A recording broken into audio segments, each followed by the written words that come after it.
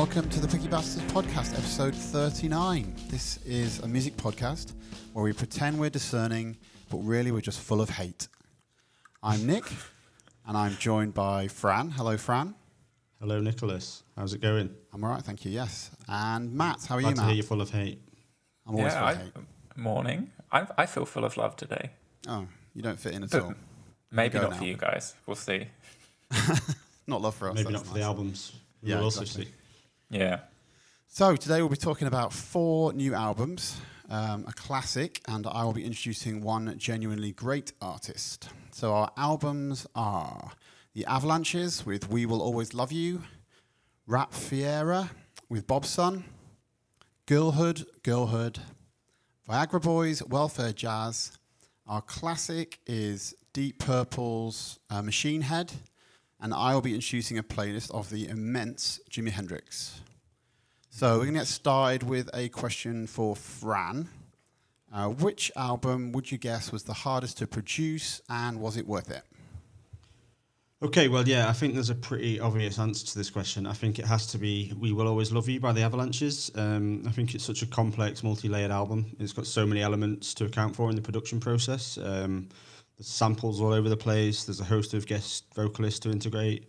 And they use so many different sounds from different genres in the music that to knit it together in this way, I think must be incredibly complicated. And to have all these elements to consider and yet to come out with such a clean and crisp sounding album all the way through, I mean, something that feels really close and really involving is very impressive, I think. So in terms of whether it was worth it, I would say yes. I think that anyone who is a big fan of the Avalanches will be extremely happy with this album. I think, the debut came out in 2001 and they've only had one album in between that, I think. And I think this ticks all the boxes from that debut. But I think it also feels updated to the present day. So in terms of in those terms, really, I think it's got to be considered a success. I can't imagine many of their fans being disappointed. But while I admire the debut, I wouldn't really go as far as to call myself a fan. So my reaction to the album as a whole maybe wasn't as enthusiastic as many others will be. I think when I first heard it, on the first couple of listens, I thought I was really going to fall in love with it. I thought I was going to really enjoy it. Kind of reminded me of a dancier version of the Everything Is Recorded album that I love so much from a couple of years ago on the podcast. That's a good analogy, yeah. But I did tire of it pretty quickly in the end. I think it's a bit too long to keep me hooked. And it ended up with a lot of songs I wanted to skip. I particularly wanted to keep getting to the highlight for me, which is Take Care in Your Dreaming, the track with Sampa the Great. And is it Denzel Curry? Is it? I can't remember who else featured on it. It's got a few people. I think Mike Tricky on it as well. I love that song. It's fantastic. And I think, there's a few really good songs. And I'm impressed with it as an album on a technical basis. I think it's very well made. And I can imagine people loving it. And there's a few tracks on there that will probably go onto my exercise playlists. It's very energetic. But in the end, I got a little bit bored of it. I didn't really want to go back. So that's where I ended up, I think. Okay, what do you think about it, Matt? So I'd classify myself as an Avalanches fan, and I was very, very satisfied with this. I really enjoyed. Right. Yeah. For once, Nailed it. The kind of dreamy like nature of it is just really spot on. It has a way of just carrying you with it. I get what you mean, Fran, where it does seem to go on quite a while, but because of the style, I didn't find that a problem. I felt, like I said, I was just carried along by it. I agree with all your points about all these disparate artists. Like looking at the name list, it feels like almost, like you said, Everything Is Recorded. The other one I picked up was Gorillaz, and then surely by the fact that you have all these very diverse artists being put into the same place and then making something coherent that isn't necessarily what they'd normally make either. And I thought it felt very much summed up my mood of this year, because it had this kind of optimism to it, but with melancholy as well. Wow, that seems like a major turn there. Because I feel like 2021, at least for me, has been punctuated by this news of positivity and people being hopeful about everything going on, coming to an end, but also a lot of reflection at the moment, because it has been a year since the pandemic started. And so for me, that it kind of encapsulated that feeling in a nutshell. And to be honest, it's the most I've actually listened to an album we've covered in a while. I put it in the same category, not necessarily in quality, but in the amount of times I've listened to an album, as 22 a Million and Joy as an Act of Resistance. Pretty much because that's how annoyed my wife is getting at the amount of times I've played it. I can imagine if you don't like this album, it would get very annoying to hear it that much. Yeah. But I'm very happy with this. This was a really nice addition, and I'm excited we got to engage with it for so long for the podcast. So for me, it was so fun, this album. I can't say that it reflects 2020 in any way. I don't see that analogy at all. But 2021 now, mate. Yeah, or 2021, neither one. But yeah, so as far as it was just such a fun album that even MGMT, who I despise in general, didn't put me off. In fact, that Divine Chord song, I think it is the 4th track on the album, which they're featured on, was actually a great track. It's the worst one on the album. Yeah, it's really good. It's a light, sort of sunny. Terrible. It's terrible. Did you say? It's the worst one on the album. Oh, I thought you said it was. I thought it was the best one on the album. Okay, no. There's some really great backing vocals on it. Can't stand MGMT, so I think that's my problem there. But yeah. Well, that's the thing. I allowed myself to listen to it before I saw who all the features were, and then I noticed that I'd made the cardinal sin of liking a song by MGMT, which shouldn't be permitted. But so it's so sort of sunny, sort of mid-tempo, soft dance music. And I think in a way that's the best thing and the worst thing about it, because it's amusing. I don't mean funny. I mean it's entertaining, but it's not really setting the world on fire for me. And I think, as Fran was suggesting, it's really long. I mean, I think it's 1 hour 11, which seems to me to be overkill, even for an album which is sort of smooth sort of mood music as this one is. So it sort of lifted my spirits a little bit in the darkness of the lockdown winter. But it's not, one thing as well, it's certainly not as good as the, is it Since I Left You? Is that the full name of the first one? Yeah. So I actually did a blind taste test that our editor Tom Burris sent me for that one and really liked it. And I don't think it compares to that one. So it's kind of a little bit of a mixed bag. I'm glad I got to hear it. I don't know, I'll go back to it that much, but there's 1 or 2 tracks I'll definitely pull out and listen to again. So yeah, not too bad. Cool. Matt, then, which album would you guess was the easiest to produce, and was it still any good? So the easiest to produce, I think, was Viagra Boys with Welfare Jazz. And the reason I'm saying that is because it has a very ramshackle nature to it. The production quality seems very low. I don't know enough about production to know if that's really the case, how much effort will go into making Could be a lot of work sound. to do that, couldn't it? I see what you're saying, yeah.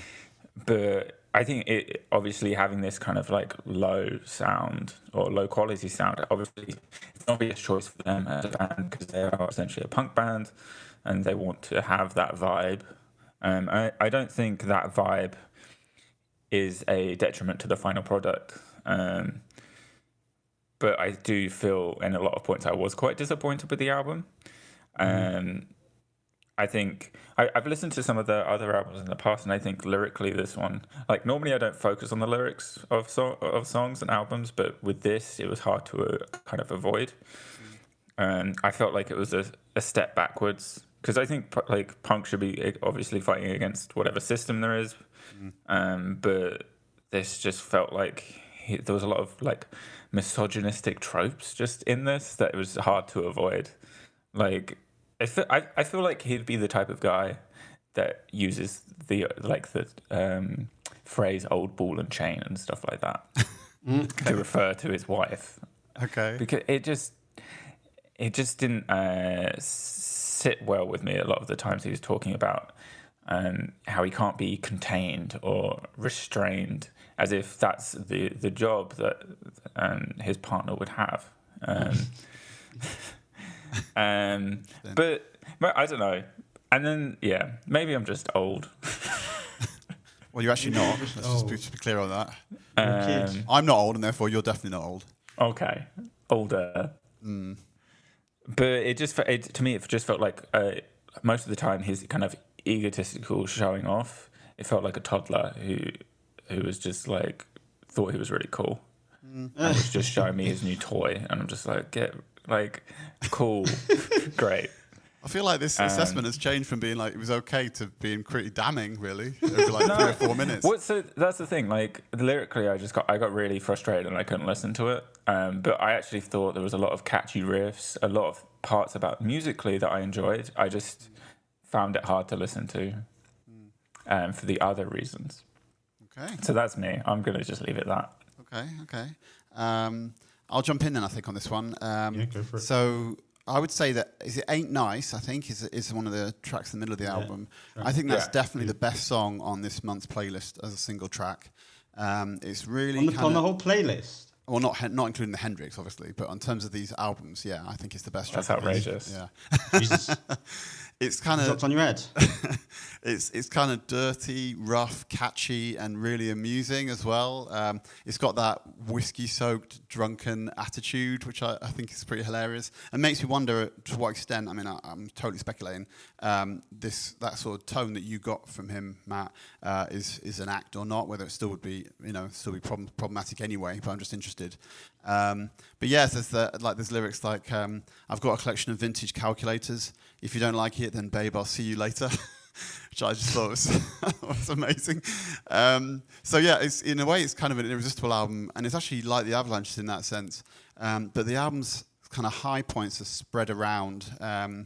There's some tracks like Creatures, which was pretty good, but there's also quite a lot of filler. There was a track Into the Sun I thought was just a little bit irrelevant, unnecessary.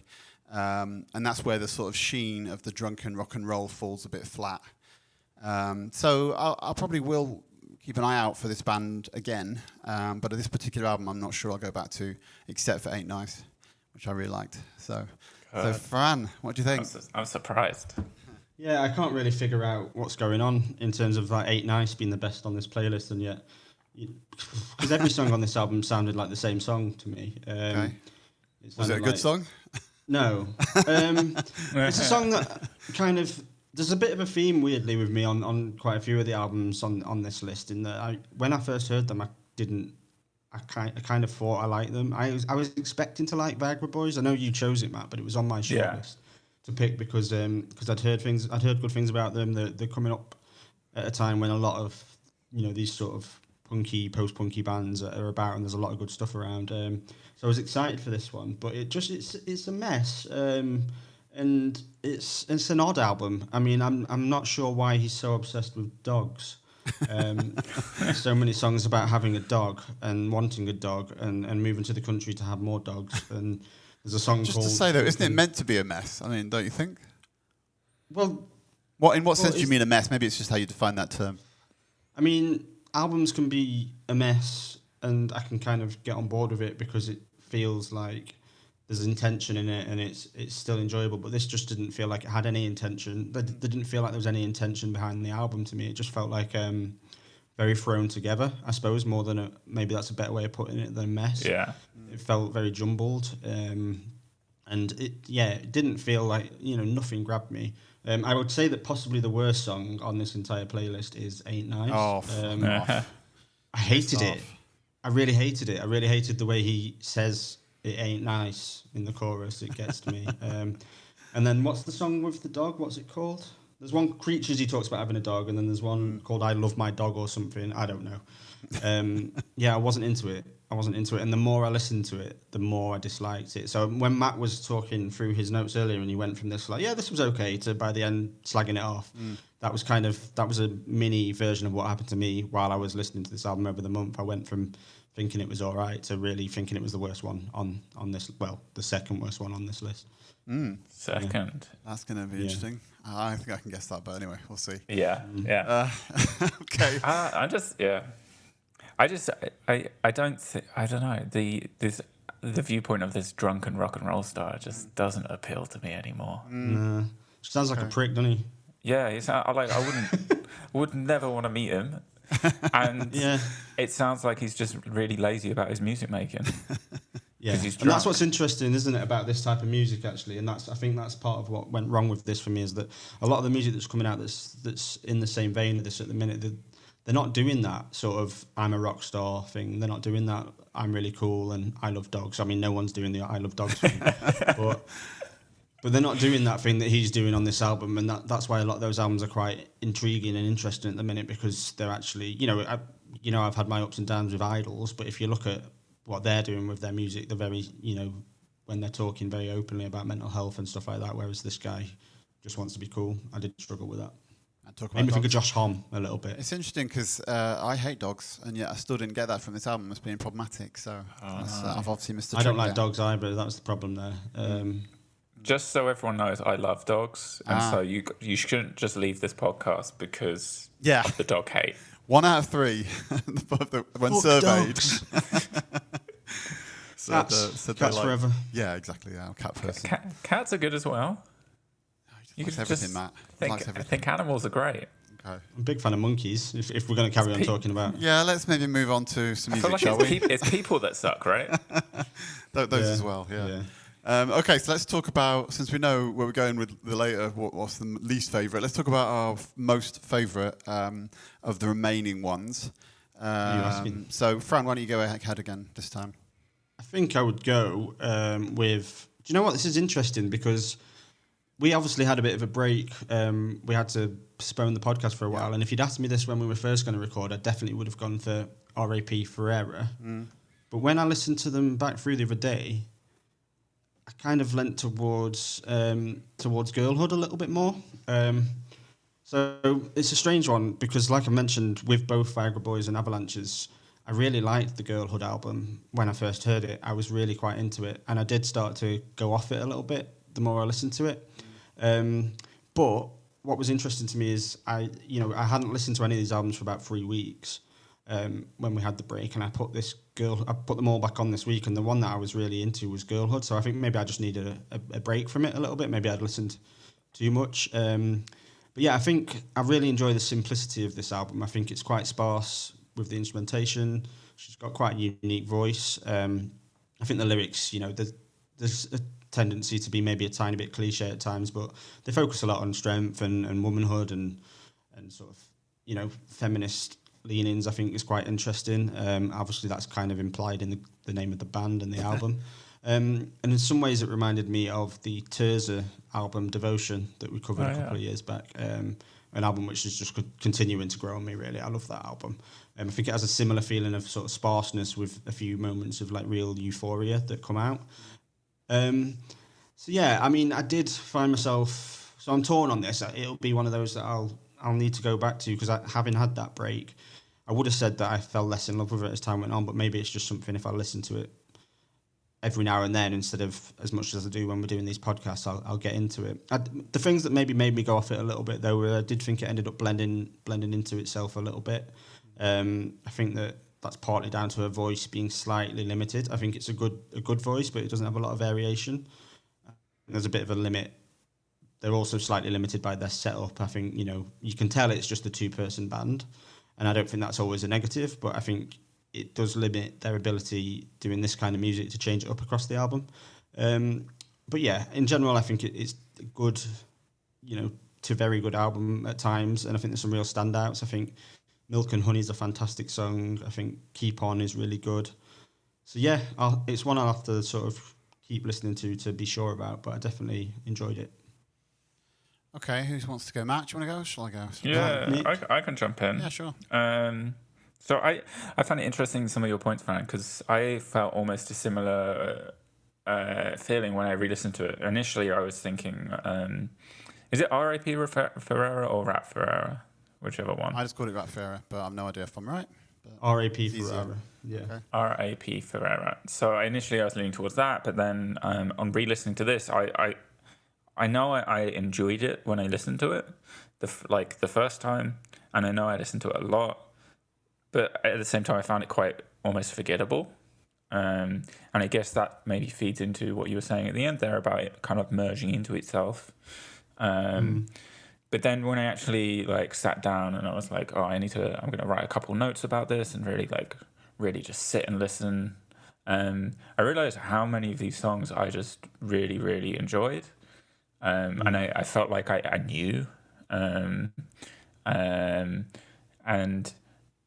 I just, in total, the album just really came across when I was really actively engaging with it. So I guess, if I'm not, it allowed me in the past to be more passive with it as opposed to demanding my attention. But when I gave it my attention, it was really rewarding.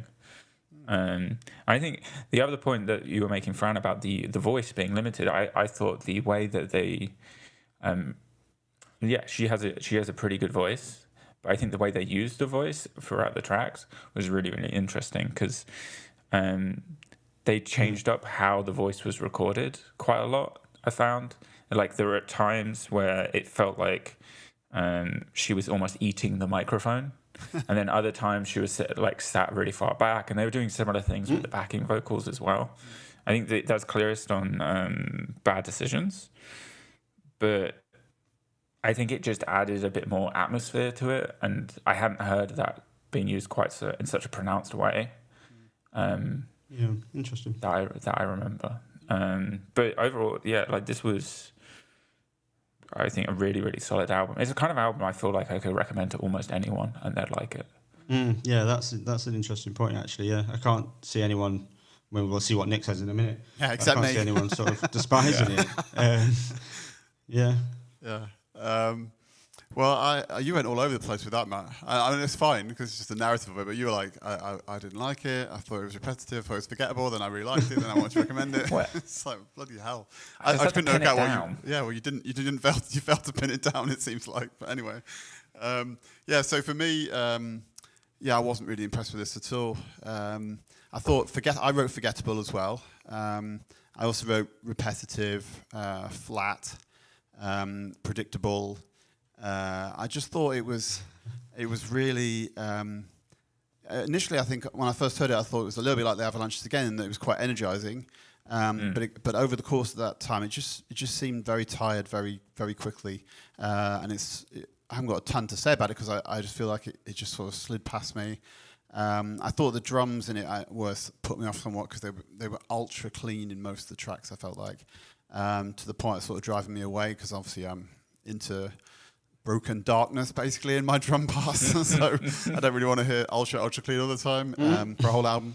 That was a problem for me. So I definitely won't be going back, and this would not be my pick for favourite of the rest of the set. So so that's it. I haven't got a ton more to say. As I say, it's just too forgettable for me to really dig into. So. Fair enough. Okay, so that leaves us with two you liked left. Ain't Nice, though. So. Sorry, say that again. You liked Ain't Nice, so... Yeah. I did. Yeah. Very much. It's a catchy song. It is. I'll give it that. Thank you. I'll take that. Okay, so I'll start one then. Only two left to talk about. I think we'll talk about Deep Purple. And it's good, actually, that we'll talk about it, because... I think maybe I can redeem it slightly from the complete drubbing that it's about to receive from the two of you, I would guess. It's so interesting, this album came up in the same month as Hendrix. It's only a couple of years different in time, and I have been really back and forth on my thoughts about it. In some ways, I think it can really easily be written off as just a kind of cliched, dull and not even very heavy, which is what it's really shooting for. I think it's to try and be heavy and dark, and it's not even that heavy. I think it is meant to be like a traditional rock album that's trying to push the bounds into something heavy. And also, I think that there's a kind of sense of it being these kind of, for me, of this being these kind of macho guys trying to prove how tough they are, which is really I wasn't interested in. But I want to cast my mind back and give it a little bit more perspective into the early 70s. When, from my understanding, metal was trying to sort of find its feet.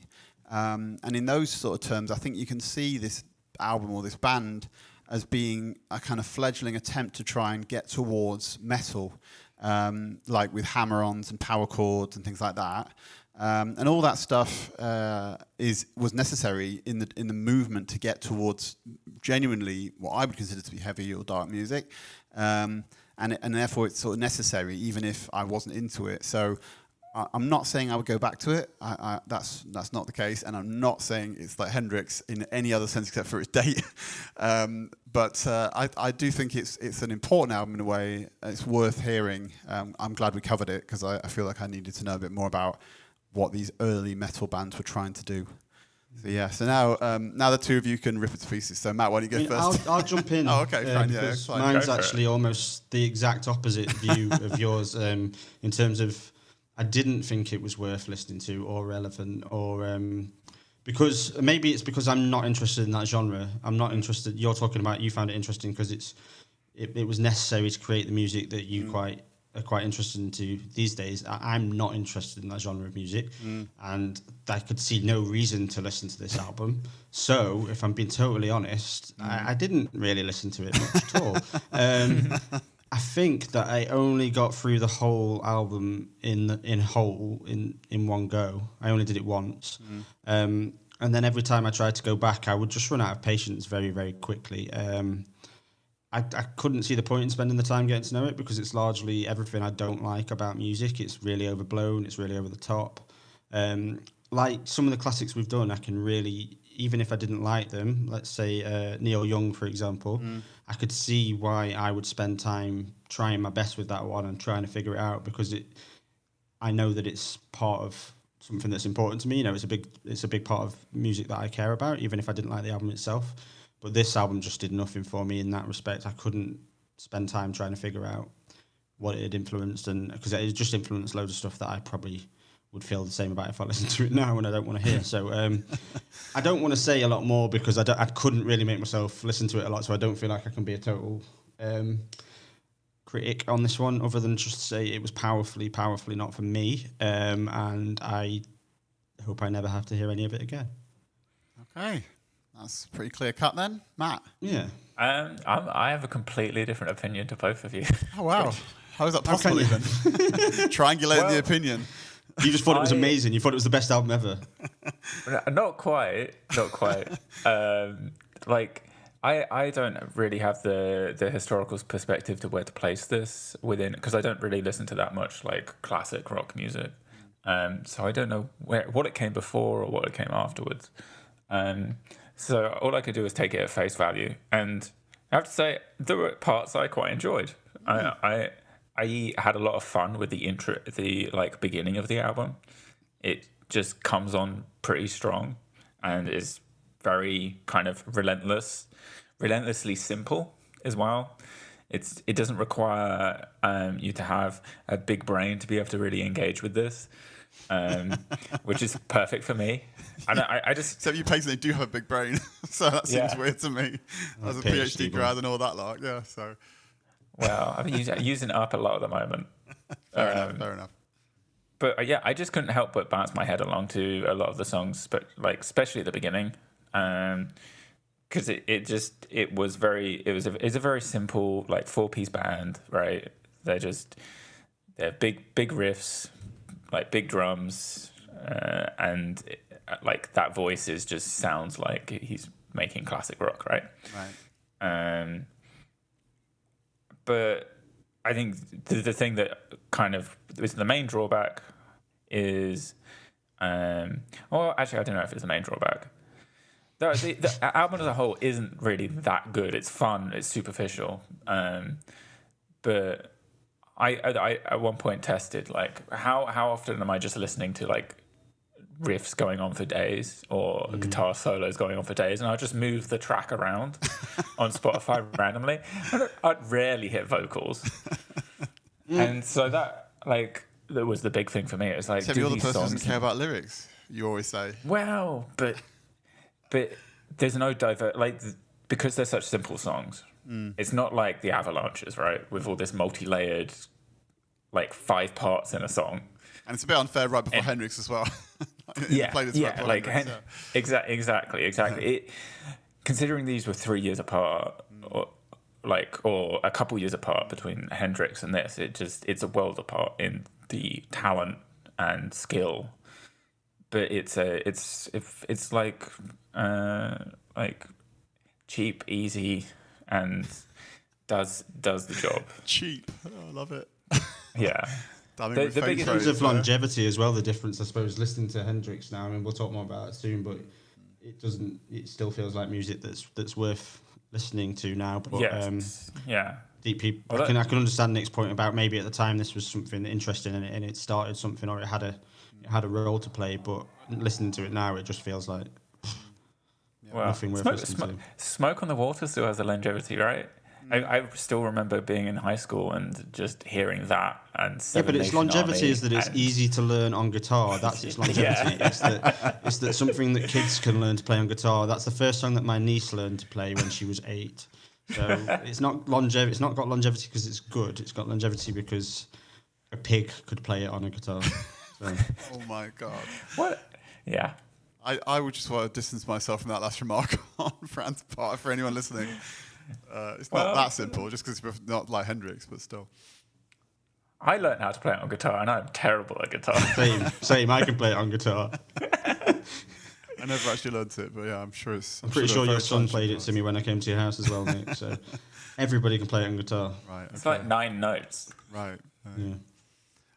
Okay, so are we done with Deep Purple? Yes, that's that, isn't it? Yeah. So that only leaves the R.A.P.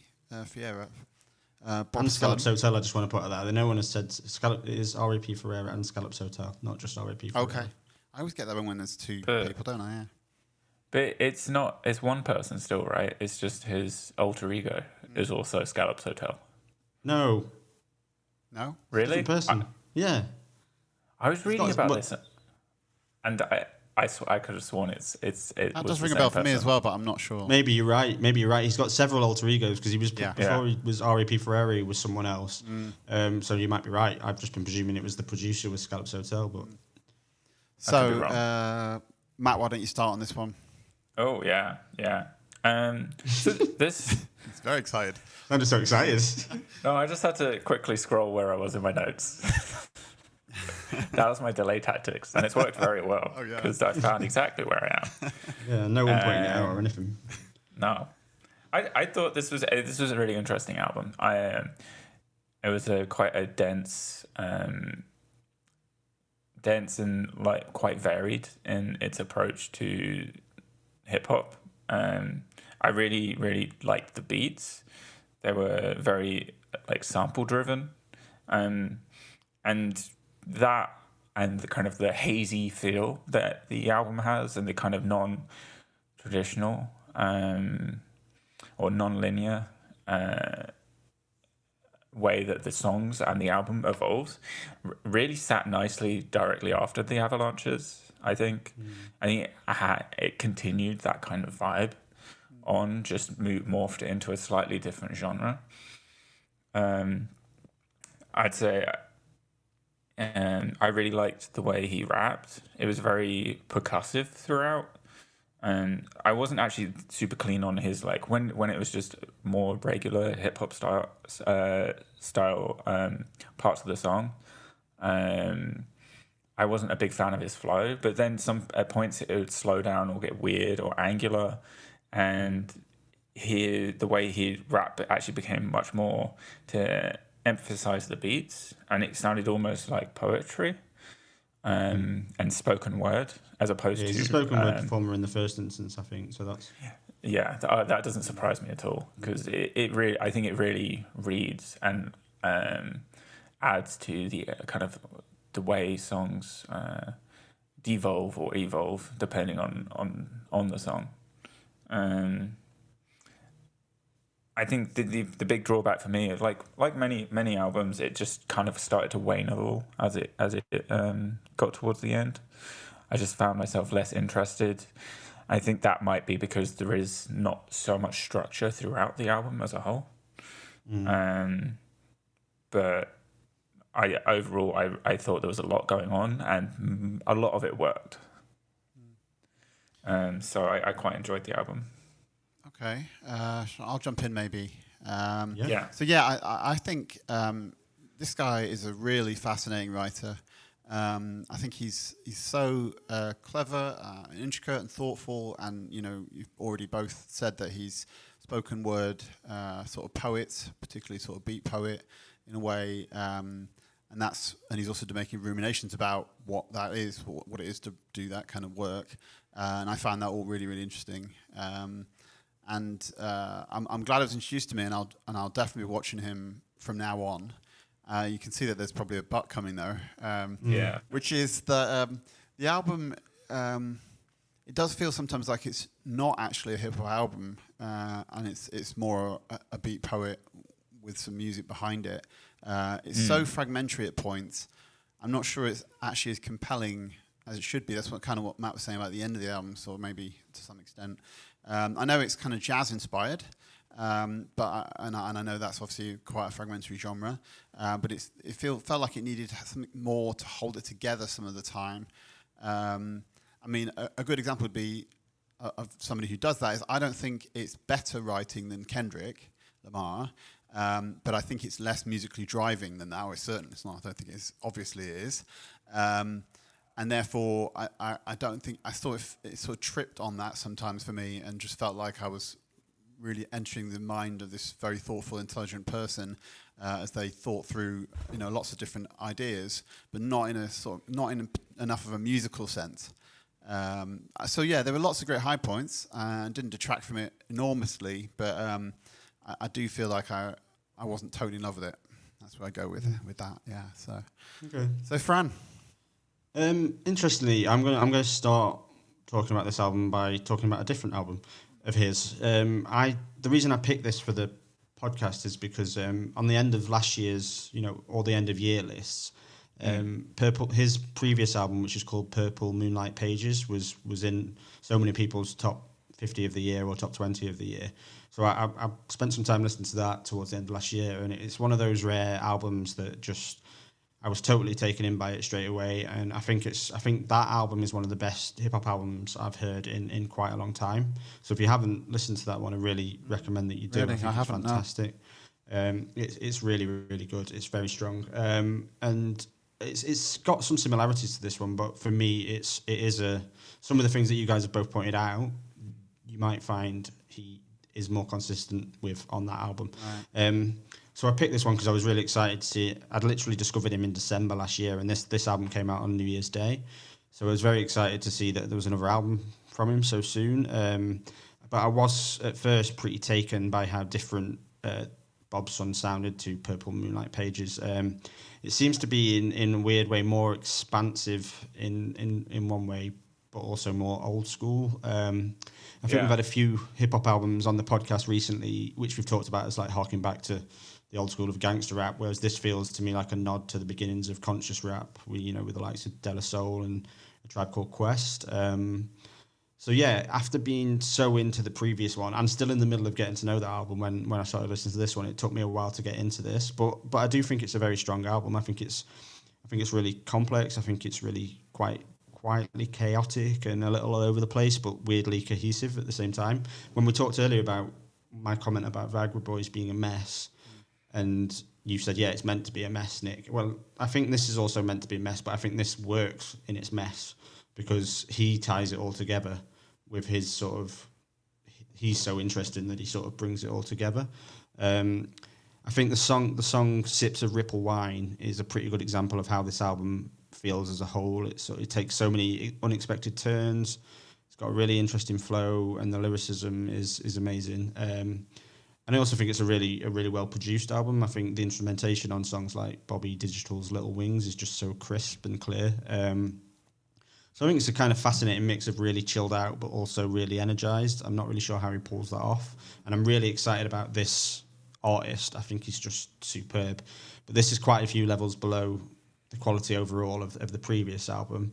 But what I like about it is he's thrown like 2 albums out in the space of a few months that are very different, both very interesting, and both grabbed me. But like, it doesn't really matter to me that the previous one was a lot better. I just think he's really interesting, and I'm quite excited by him because he's clearly massively creative. This different personas thing we were talking about, it just shows how many different directions he's going in a way. Yeah, sounds like these 2 albums you're talking about indicate that as well. Yeah, you'd be able to hear a similarity, and certainly you can tell it's the same artist. But I just think it is a very different album. I really strongly recommend listening to that one. It's superb. But yeah, so I think maybe if I'd heard these 2-3 years apart, I wouldn't have been I would have immediately liked Bob's Son a lot more than I do, but because I heard them so close together, and that one's clearly a lot stronger, I ended up a little bit on the fence, but very excited by him as an artist. Okay, Cool. so before we get into the Hendrix, how do we feel about the playlist as a whole? I'll go first and say I wasn't really taken with it too much. There were things that were interesting, but there was nothing on it. There were individual tracks that I liked, and there was sort of some interesting stuff, but I wouldn't say as a list it's something I would jump back to a lot. So I'm kind of it's a little bit flat for me. Matt? Yeah, I mean, for me, it was one of them that I started with things that, and I've said that a few albums, I thought when I first listened to it, the whole playlist, it was going to be, other than Deep Purple, one of them that I really would think was quite high on of the ones we've done, but in the end, it turned out I was middle of the road on a lot of the stuff. I like the Girlhood and the R.A.P. Ferreira quite a lot, but I don't love. There's nothing's blown you away on this out of these five. I don't love either of them. So what about you, Matt? I really enjoyed this. I think I would often listen to the first 3 albums on the playlist. So that would be Avalanches, R.A.P. Ferreira, and Girlhood, and then switch off. Unless I wanted to listen to a little bit of space trucking or something like that. It's very distinctive now. Nice. You put it like that, the way it broke down to like those 3 albums at first, and then 3 sort of rock album, rock artists on the second half of the album playlist. Yeah, and I would often, to be honest, I would often actually skip and get to the Hendrix at the end. I'd skip the 2 albums in between, but I felt like the first 3 and maybe Hendrix almost fit together nicely with it.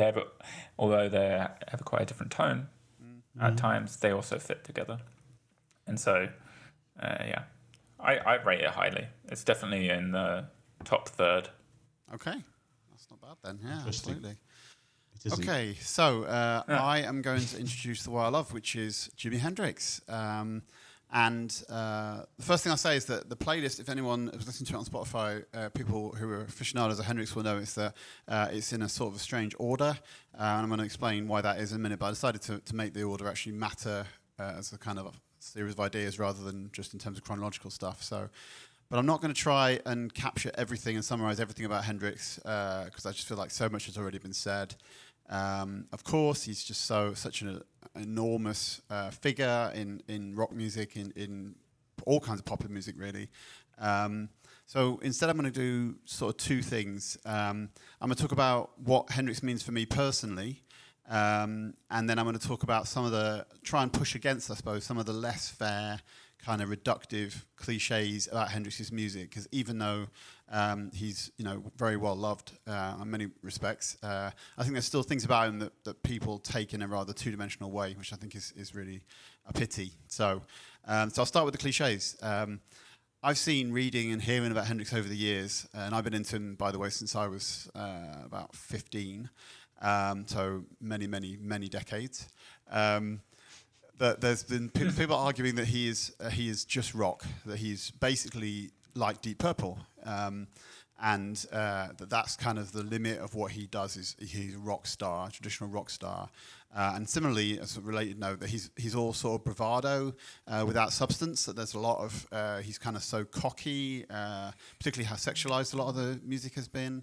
I've also read things saying that he's not really a songwriter, that he's more of a guitarist. Obviously, not many people dispute that he's among the greatest guitarists ever. But, is he also a songwriter? I want to talk about that for a minute.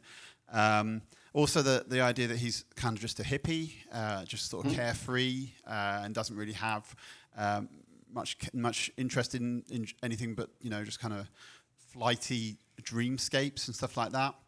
And then the last thing is that he's, which I'll just touch on briefly, is that he's a solo artist, really, that he wasn't really part of a band. We always talk about Hendrix. We don't talk about the Hendrix Experience or Band of Gypsies, the 2 3-piece bands that he played in his fairly short career. So all those things that I think are too simple or complete or just wrong So I've tried to put this playlist together, if anyone did listen through to it, who's listening now, in order of a few things that I think really characterise the best things about him. I'll start with the technical complexity, and this is the first few songs. So Little Wing, Wing Cries Mary, a couple of great examples at the start of what we all know, or what many of us know, which is his unbelievable technical acumen on guitar. But I wanted to point out that, starting with Little Wing in particular, that it's not just rock. It's very delicate in many cases. It's not all bravado. Wing Cries Mary and Little Wing was kind of a more kind of subtle way to introduce him as a person. If you were coming to him newly, which I don't think there are many people who are, but still, for those who haven't heard Hendrix before, I thought that would be quite an interesting way to come into his music. And then you get Machine Gun, which is just from the technical complexity point of view, and I do play guitar, although I'm in no way a great guitarist, but I can tell you that, in my opinion, it's got the hardest piece of guitar music I have heard him play. Just technically, it's just unbelievably difficult. This long, sort of 15, 16 minute long diatribe about Vietnam and about other political upheaval in America at the time. So it shows some political astuteness that I think is really interesting, and it also shows at the same time this technical complexity. There's bits in the song which sound like planes swooping down, kind of in a war zone. This is how I read it anyway. So I think that's really interesting. And then into Voodoo Child. This is a kind of radical extent of sort of sexiness in his songs in music at that time. I think, given it's a period of a lot of obviously a lot of rebellion and opening up, but I still think he pushes the limits with that to some extent. So then I'll talk about experimentalism a little bit. As well as being technically unbelievably good, he did a lot of things that were very experimental.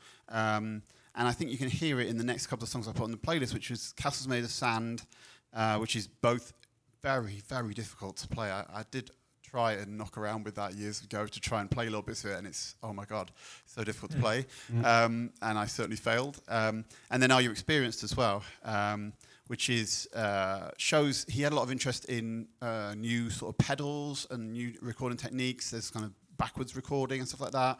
Obviously, he's not the only person doing that. There are people like the Beatles doing some of that stuff too, but he was certainly pushing things forward as far as he could in lots of really interesting ways. And then as well, this idea that he's just a rock star. I think there's a lot of different genres in his music, and they come through the next few songs, which is pop, first of all.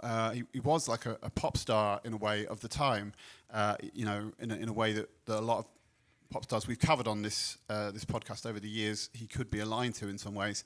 So Crosstown Traffic, with its like unbelievably catchy bass part, which melded with his guitar. Hey Joe, Manic Depression, Love and Confusion. I'm kind of working down the list here. These are all really amazing, catchy, sort of earworm type pop songs. But also then after that, we talked about Deep Purple and being metal. He really is an earlier, far more important and more effective precursor to metal. So Spanish Castle Magic and 6 Was 9, I thought, were the two great examples of how how much aggression and heaviness he could get into tracks, even though he was still in the context of being like a pop star in some respects. So there's really sort of hard power chords and stuff. I can't imagine what it must have been like to see him live with the volumes that he could play at in that environment, and sort of really get into it that way. My dad actually did see him live. I've never got to, of course. So yeah, no, it's been amazing. But although apparently he turned up 3 hours late and played for like 25 minutes and then left. I think he was not that interested in playing at my dad's university union in the 70s and 60s or whatever, so wasn't top of his list of venues. So Spanish Castle Magic, 6 for 9, where 6 Was 9 are kind of indicative of metal. And then obviously another narrative that's been very well spoken about a lot is Voodoo Child as a blues song. So he's rooted in and does a lot of pop and rock, but he's rooted in blues music. And that long song Voodoo Child, which I put on near the end of the playlist, was just to show how far he can go down that road and how much he can be a representative of blues as a genre.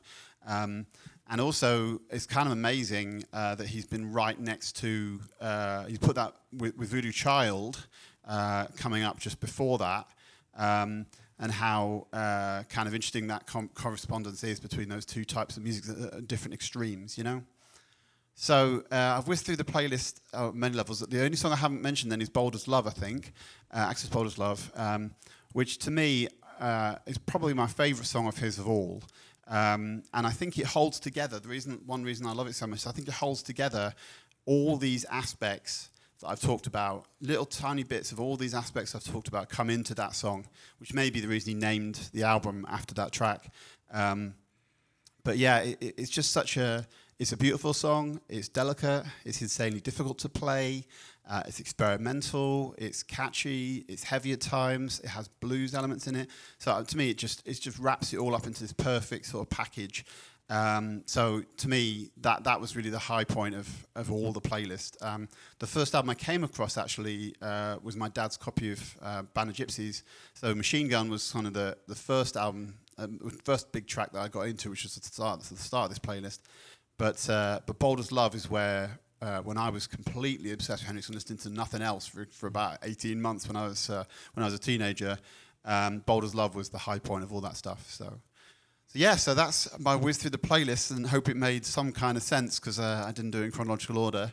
But yeah, I wanted to see what the two of you thought, if you're into it at all. So Fran, why don't you go first? Well, yeah, I mean, it's Jimmy, isn't it? So obviously, this was in many ways an absolute pleasure to listen to this playlist, and it's really nice to sit here and listen to someone who is a real fan of Jimmy talk about why his music matters and why he matters. I think Jimmy is in general someone that everyone admires, but if I'm being honest, I don't know many people who are into his music on more than like a surface level. A bit like people might say they like Bowie, or they might say they like Bob Marley, but it's that kind of thing of they know a few songs and they like those songs, and that's fine. And I am one of those surface level fans with Jimmy. Always have been. There are a couple of his songs that I would consider up there with the greatest songs of all time. Wow. And they were both on your list. I think Castles Made of Sand and Hey Joe. I think they're both incredible. I've always loved them. I also personally would put his version of Bob Dylan's All Along the Watchtower pretty high as well. I think it's fucking amazing, mind-blowing. Yeah. But I have always been sort of a greatest hits Jimmy man. I've got greatest hits. I like the greatest hits. I've listened to it a lot. And I also have this amazing LP, which I think I might have played to you once, Nick, which is Jimmy's music with the Wu-Tang words from I don't think you have actually. 36 Chambers. No. So on one side it's Jimmy's music with the Wu-Tang rapping over it, and on the other side it's Wu-Tang's music with Jimmy's singing over the top of it. It's fucking fascinating. It's amazing. Wow. It is really good. Wow. Can't remember the name of the artist who put it together, but it's fucking brilliant. So yeah, it's been really, really enjoyable to spend a month listening to his music, and I totally understand why he is so high on a lot of people's lists. And it is nice to hear from someone who is more than just a surface level fan. There are things that hold him back, maybe for me, from being a contender to be as important to me. And it's not a criticism of his music or him in any way. I think he's an absolute genius and absolutely amazing. But on a personal preference thing, I don't love music. I don't love the songs when it goes into a lot of guitar solos and a lot of sort of. He is obviously the king of guitar. He's amazing at doing it. But for me personally, it just you want some I more get structure. A bit tired of that. Yeah, I get a little bit tired of that. Must have had a tough time with two songs on this set playlist, at least Machine Gun and Voodoo Child. Yeah, it's the longer ones when he's sort of, and it's I not. I did put an R about putting them in actually, but I felt they were important to represent a couple of things I was talking about, even though I know they were long. Yeah, and I think it is, and it's not. I don't sit there listening to it thinking it's unlistenable. I mean, I don't hate it. It's just something that maybe holds me back a little bit from sort of, if everything was like Castles Made of Sand and Hey Joe, then he'd probably be one of my favourite artists ever. But when, and he is also the precursor. You've just made a very good point about him not just being a rock star. and that is a bit of a cliche of him, but he is a precursor of rock, and he like we were talking about Deep Purple, he is influential to a lot of music that is nowhere near Jimmy's level, but would say they were influenced by Jimmy, and maybe I don't like that kind of music sometimes. Yeah. And I think Jimmy also has a lot to answer for in making people think that it's okay to just noodle away on the guitar all the time, because Like a lot of bands, though, do it's one of those, like, there's those bands who kind of apologise, like Rage Against the Machine, I remember apologising for bands that came out of them, you know, so... and it's those little things, it's not his fault, but there's a lot of people now who think that is how to make interesting music, because that's how Jimmy made it. But Jimmy was a rare talent that could do that, and like I say, that little element of his music gets a bit much for me personally sometimes. But I think you're right. I think he generated a lot of people who were thought the technical complexity was all that was necessary. And also a lot of guitar styling that was very clean. I don't mean not distorted. I mean very discreet. You know, every note hit perfectly, and he was more flowing, I think, than that, and had some ability to sort of drift around parts in a way. Yeah, and he could also do something else, couldn't he? He could do a song like you said, Castle Made of Sanders is incredibly difficult to play, but also it's a very delicate song. It's a very delicate song. Whereas if you think like someone else always stands out to me as influenced by Jimmy is Slash from Guns N' Roses, right? He wants to be him. He tries to dress like him. He tries to play guitar like him, and they end up making this obnoxious, horrible music. But that's not Jimmy's fault, and I'm not holding it again. I'd love to listen to this playlist, and I loved hearing those songs that I've not listened to for a long time. But that's my one thing that holds him back, maybe from being one of my favourites. I can see where you're coming from with that. Yeah, absolutely. What do you think then, Matt? Yeah. Comments are done now. Yeah, here's your answer. Obviously, I don't think anyone could come into this with no knowledge. I think I'm a similar kind of fan to what Fran described. I do have the playlist had a really nice kind of melancholy for me, because I did have a friend who sounds like was similarly obsessed as you, Nick, in high school, and so while all my friends, he was one of my friends who played guitar, and so I had several of those in bands, and most of them were learning how to play Weezer and the Strokes while he was busy playing bluesy riffs, and would go around and listen to Hendrix at his place. And so it was really nice to touch back into that, because I hadn't really sat down. Like occasionally I'd put on some of the classics, but I hadn't really sat down and listened to Hendrix in any great depth since then. And so it's been really good to touch back into that. And I agree, like, I don't have, like I said with when we were talking about Deep Purple, I don't really have the history around this period or the knowledge. And so you're getting some perspective from you and hearing about how your selection of the playlist is really, really interesting. As I look back over it, I think one thing I didn't really do enough to mention was about this idea that he was not just a solo artist. In fact, I sort of cited it but didn't really talk enough about it, because I just wanted to make clear that his drummer and bass player in the Hendrix Experience and to some extent in Band of Gypsies were incredible. Noel Redding and Mitch Mitchell, and I think I know people who think that Mitch Mitchell is the greatest drummer ever, and he was kind of taking a back seat to Hendrix, but on tracks like Manic Depression, it's just astonishing what he can do. I just wanted to drop that in there. No. I think that fits well with. I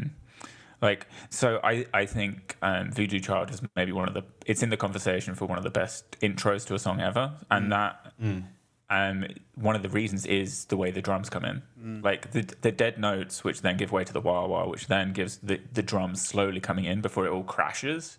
That isn't just guitar solos, that's like perfect song construction. And so I think that really shows, like, obviously it's one of his most famous songs, but there's a reason. It shows his range as well, doesn't it? I think that's true. You can do a structured piece, or you could do something that's just all over the place. But like you said, it's really interesting to have this with Deep Purple as well, because it shows you the difference in skill in music and like what they're trying to achieve. Deep Purple was so simple, didn't you? Use that word simple several times in reference to Deep Purple. And it felt like Deep Purple album was like a fucking IKEA flat pack, and Jimi Hendrix is a master craftsman.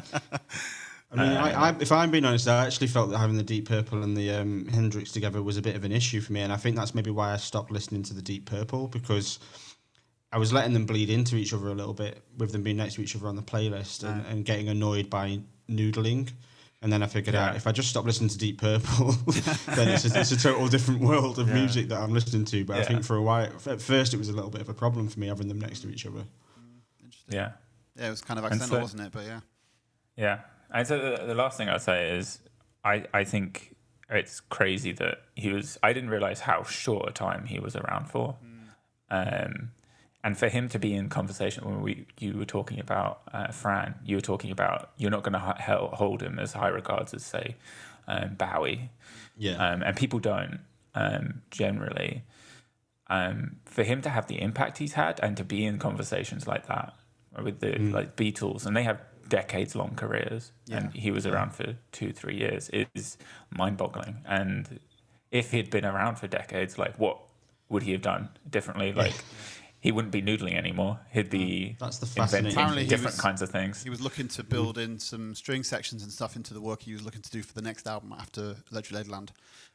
So he was going to kind of get more elaborate with things. But I say that, I mean, I'll be nervous about it going forward because some people go off the boil if they have like 30-year careers, you know. This is so nice. But there's the few that don't, isn't there? There's a few that don't. It would have been fascinating. I think when we talked about, it's making me think when we talked about Biggie and like what might have happened if Biggie had lived, and I think with Hendrix as well. I mean, I pointed out a couple of things that make me not totally in love, but I think to see what he would have done over the years, I think would have been fascinating. I don't think he would have been one that would have dropped off dramatically. With the talent he had. Yeah, I can see that possibility. Yeah, absolutely. Yeah. Okay, that's great then. So there's Jimi Hendrix. So only have to say that next is our 40th episode. So big celebration. We'll be doing a special episode, not in the same format as usual, where we'll be picking our favourite stuff from the last 40 playlists, and we'll have the editors, the other editors as well, involved in making some of those choices. So we'll talk about that next time. We will be deciding which is the best ever album to feature on Picky Bastards, won't we, as well? So absolutely. Times. And Fran will have some insanely complicated scoring system, which he'll explain to Matt and I just before we start recording. So we can work out. I mean, I maybe just won't even bother explaining it to you this time. It's just like it's probably wise. There's no point, is there? Yeah. I feel like you make it very complicated when all it is just a bunch of lists and you add them together. I don't know. I find them mind blowing, but I was never good at maths, so what can I say? It's not complicated. It's just the last time when we did this, when I can't remember what. The album of the year one for last time, you made it sound very simple to choose, but I was trying to do a top 3, and I was trying to add up for the top 3, but Matt, you just basically told me to shut up and just chose a top 1 because that was easy to add up. But I was trying to do a top 3, so you fucked it there, basically. Yeah, you ruined everything, Matt. It's because they all had the same. We all picked different things, so everything was going to have the same score. I can't do the maths. It's blown my mind. It's too complicated. We'll never know. Too complicated. All right, so only leaves me to say, please check our website, pickybees.com, which is pickybs.com, and the social channels as well, which Fran will need to do for me. At Picky Bastards on Twitter, it's capital P, capital B. Facebook is currently at the Picky Bastards, but we have had a notification recently telling us that we were too sweary for Facebook. Apparently, Facebook can put up with all sorts of fucked up, things that they show on there, and you can do whatever you want on there, but you can't say the word bastards. Yep. So we might have to change it to Picky Bees, but at the minute it's bastards. Until Mark Zuckerberg rings me up and explains it to me, I'm not going to do it. So Mark, if you're listening. Yeah, he is a regular listener, I think. I'm pretty sure that's true. Yeah, so great. Okay, well, that's that then. Thanks everyone for listening, and we'll see you next time. Next time, folks.